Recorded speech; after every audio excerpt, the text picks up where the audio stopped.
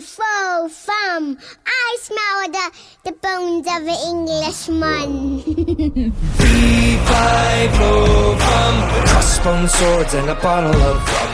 Levi-o-hum. No rest for the lily-livered pirate scum. From the dawning of the day to the drowning of the sun. No rest for the lily-livered pirate scum.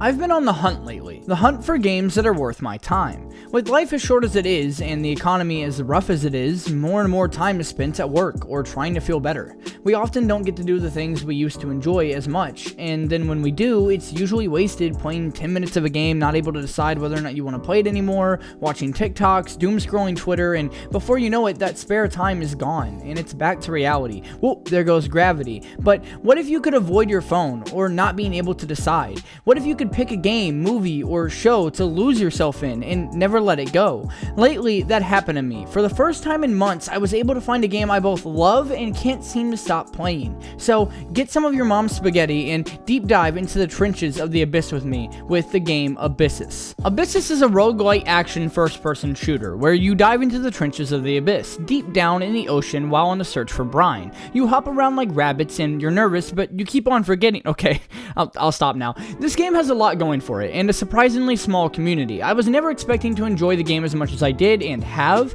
and the core gameplay loop, mechanics, and art style are so addicting to me, and I can't even pinpoint why, but I will try in this video. I said that I was on the hunt for something, but it's not just for games that are worth my time. I love certain video games, and I'm the huge type of person where I will play certain games a lot and not play others for that long. So, for example, I love Balatro, but I might only play it for a couple hours. Meanwhile, I will get lost in Call of Duty Zombies, old school BO3, BO2, BO1, World at War for hours at a time. Or I will play Remnant from the Ashes or Remnant 2 and play those for 40, 50 hours and 100% them across every platform. That's not a joke, I did that. But I'm the type of person who doesn't really pour hundreds of hours into a game unless I really like that game. And so it takes a lot for me to completely stop what I'm doing and stop playing the games I would normally play to play a new one. And lately, I've been on the hunt for some more games to add to that roster, and that's when I found Abyssus. Now, originally it was actually recommended to me by a coworker, or at least I thought it was, because after I ended up buying it and playing it, he told me he never recommended it to me in the first place, so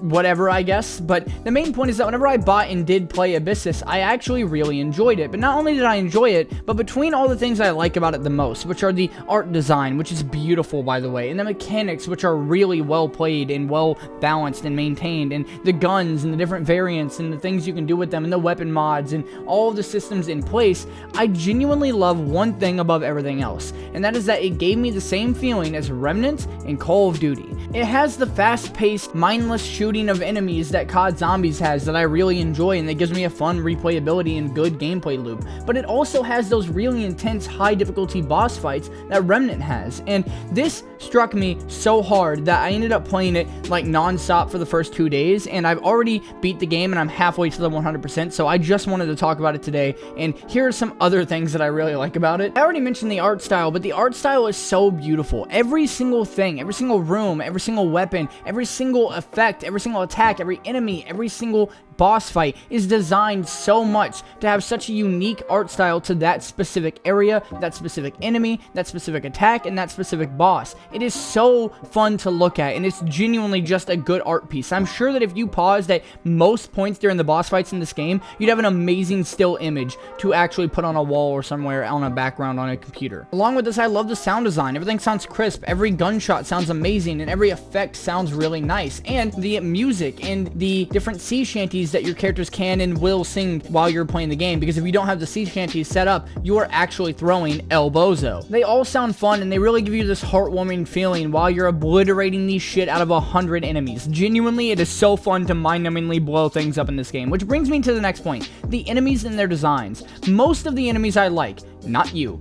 Fuck you. But most of the enemies I genuinely like in this game. They are a fun time, and most of them have really unique attack patterns, except for you. I hate you. The gunplay feels really smooth and really unique and fun for this game, and the gameplay loop itself of going into a specific room, clearing it of all the enemies, or completing the objective and then clearing it of all the enemies is really fun, and you get different loot each time, incentivizing you to replay the game again to get better loot or get more soul fragments to be able to upgrade soul fragments outside of the game. Then there's also the boss fight. fights, and the boss fights give great replayability as well. The boss fights themselves actually have different variants, incentivizing you to come in each time because it's RNG based on which variant you get, and dependent on the difficulty as well. At least that's what I've noticed. I'm talking from a place of ignorance, not knowledge, so take it with a grain of salt. You go through 4 rooms, essentially, in a certain biome, and then at the end of every biome, there is a boss fight, and in the middle of the biome, there's a kind of mini-boss elite fight that you gotta do. And the elites and boss fights all have really unique designs, except for you. I hate you. Go away. Get out of my life. They all have really unique designs, and they all have amazing attack patterns that are really fun to actually try to navigate and learn how to dodge and learn how to play through and learn how to play better against each time. And then each variant is a harder version of the original version of the boss. So each time you play the boss fight, you could be getting a completely unique experience from the previous time that you played that boss fight. And then the next boss fight could be different from the last time that you fought the first boss fight you fought. It's just so fun, and I love the replayability of that aspect, and I love that it gives you something fresh each time you play. Even if eventually it does get old, it takes a lot longer to get old because of that. The difficulty is high at some points, but it's never so high that you feel like you can't complete it, and that's a really good thing to me.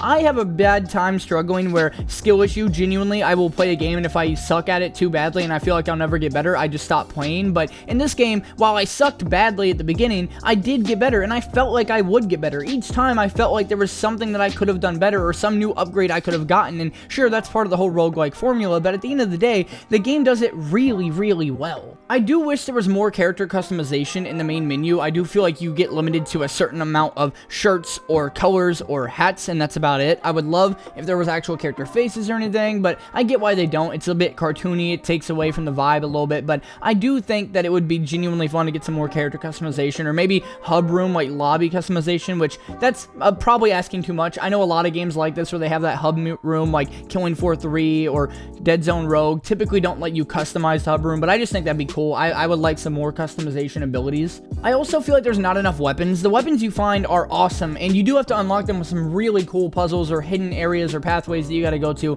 but ultimately I do wish there was more hidden stuff or more guns to unlock, more unlockable content in general. And to be fair, the game is still actively getting updated, and it's releasing on console this summer, so they're definitely going to be adding more content eventually anyway. But I'm just saying, eventually I would like to see more guns and more weapons and unlockable stuff and hidden stuff, because right now it does feel a bit empty on that end of the gameplay. But overall, this game genuinely fits the vibe, man. It passes the vibe check. I am loving it. Everything about it, the art style, the sound design, the gunplay, the weapons, the enemies, and the boss fights. The boss fights have aura in this game, man. If you don't think this boss fight has aura, you're cooked, man. You're cooked. I don't know what to tell you. You're just cooked. Look at this. Straight peak right here in your eyes, in front of your eyeballs. Are you not entertained? I don't know much about the story. I've been collecting little lore notes that are left around the map, but I haven't read any of them yet. But I will say that while I don't know much about the story, I am intrigued by the concept of a bunch of sailors going deeper and deeper into the ocean, and all of a sudden there's all these enemies. It kind of takes that whole Iron Lung style deep ocean approach, where the deep ocean has all these crazy monsters that we just don't know about because most of the world's ocean is unexplored, and it takes that to a whole new level where instead of just unexplored, you're straight up fighting monsters in the ocean. Instead of being horror aspect, it's actually action. You're killing these monsters. You're fighting them off as if they're like enemies coming after you in the middle of the woods. I find that concept very fascinating, and I really do enjoy playing through it and seeing what it's like to actually see the different creatures they can come up with for this setting and environment. Devs of the game, if you guys are watching this, the arcade crew, genuinely, I love your game. Great job. I will love to keep playing it. And you know what? I would love to get a little frog mask. My profile picture is a frog. It's the frog from Scare Ritual, which is another video game, so I don't think you can quite use that one, but I would love to get a little frog mask in the game. Me personally, frogs are aquatic. They fit the ocean theme. I would love a frog mask. Please, I'm begging you. That being said, I just wanted to talk about this game because I'm loving it a lot, and hopefully you guys have enjoyed. See you guys in the next video, in the next stream, in the next map. We'll try to upload weekly from this point forward, but that being said, peace out. Salt on my tongue from the spray of the sea, drunk on the sun beating down on me, bound for a treasure that's never been seen, where dead men lay their bones. Blood on my hands from the pull of the rope, no wind in our sails so we have to row, and it's heave ho to the locker you'll go, where dead men lay their bones, where dead men lay their bones.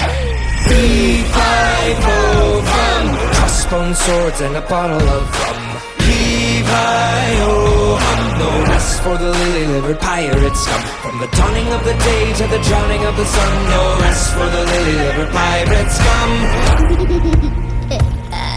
Shapes Beasts in the shadows wanna swallow us whole. The roar of the kraken tries to pull us below. So it's heave ho, or to the locker we'll go, where dead men lay their bones. Captain Jack throws another one back. He finishes a bottle while we're breaking our backs. So it's I cap until we give him the sack, where dead men lay their bones.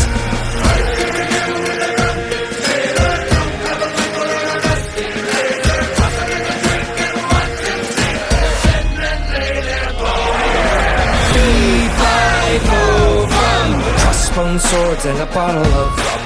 Levi-o-hum, no rest for the lily-livered pirates. From the dawning of the day to the drowning of the sun, no rest for the lily-livered pirates. Come.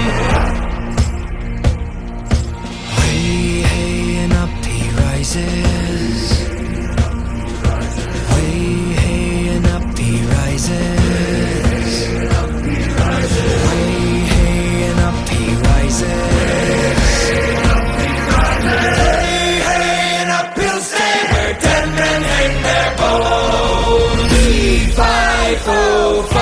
Crossbone swords and a bottle of rum. Levi-o-hum, no rest for the lily-livered pirates. From the dawning of the day to the drowning of the sun, no rest for the lily-livered